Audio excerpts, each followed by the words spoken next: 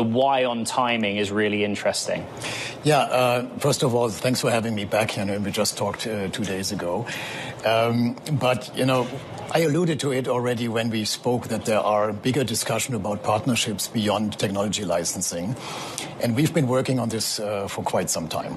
And so it's not something that just developed in the last couple of weeks. We have started that already some time ago. And for us, it's a super important step to open a new addressable market. Because up until now, we have not participated in the new developing Robotaxi space, which we are now stepping into with this. The details are critically important. I pored over the 8K. So this is a guaranteed, contractually binding purchase of 20,000 Gravity SUVs over 6 years. Have you agreed a per unit cost with Uber? Because what I'm trying to help the market understand, your shares are up significantly, is that over time, this is a deal in excess of $1.5 billion, something like that in revenue. Well, I cannot disclose the numbers. We have agreed to a purchasing price, definitely. And yes, it is guaranteed for 20,000 vehicles. That's correct, over the course of 6 years. So as you mentioned, this is guaranteed. It's guaranteed revenue as well. Can you give us a sense how much you might expect to book on this? And if not, at what time period you'll be able to figure that out? Well, as I said, I cannot disclose any details of the numbers of the pricing and that. I think this will come actually never out because we're not planning to talk about it. But you will see this then once we start delivering. It is in the press release that we are planning to start this service end of next year, and then that also will then start the deliveries of our vehicles, and then we will start seeing the booking of those vehicles and the revenue. So under this arrangement, Mark, Uber invests in both you and Nuro. You build the Gravities, Nuro adds the technology, and Uber just buys the vehicles and deploys them as Robotaxis on their platform.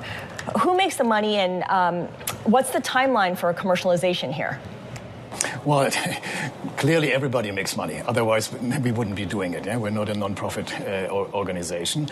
But the timeline here is really, again, end of 2026 is when we start in a U.S. city. Still has to be defined. That it will be worked out mainly by Uber.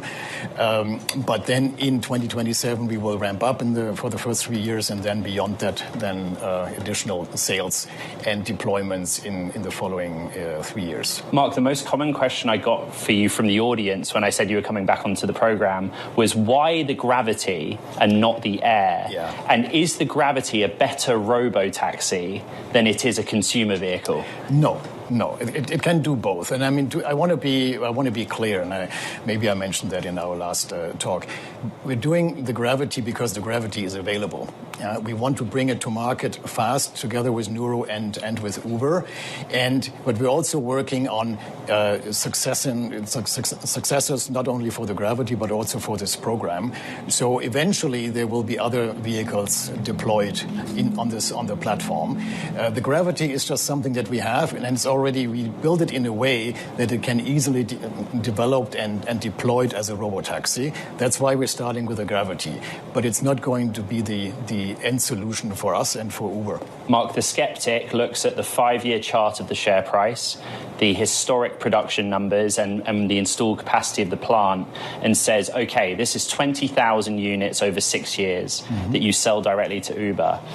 Do they get first right or first dibs on anything that comes off the Gravity production line over consumers who have pre-orders? How are you going to manage that allocation against consumer sales? Yeah, so we have enough capacity to accommodate both. So we don't think that we will have that problem.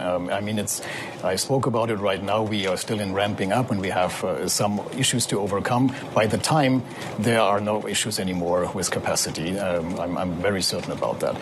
So I don't foresee any shortages, and then having to decide, are we giving it to Uber or are we giving it to customers? We will be able to satisfy both areas. We're working very hard to make this happen, not only then back in end of next year, but much faster than that. Mark, the $300 million investment from Uber is in large part to update assembly lines to accommodate the integration of the technology from Nuro. Is that the majority of it? I mean, does that take care of most of that cost, that $300 million?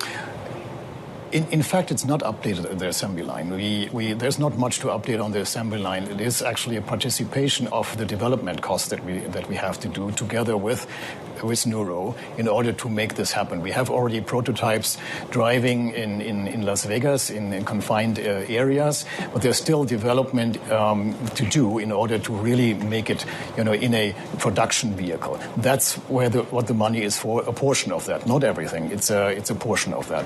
On the assembly line, the good thing is that our assembly lines are flexible, and the additions that we have to do for that particular vehicle are not that big, so we don't have to spend a lot of money in additional capex.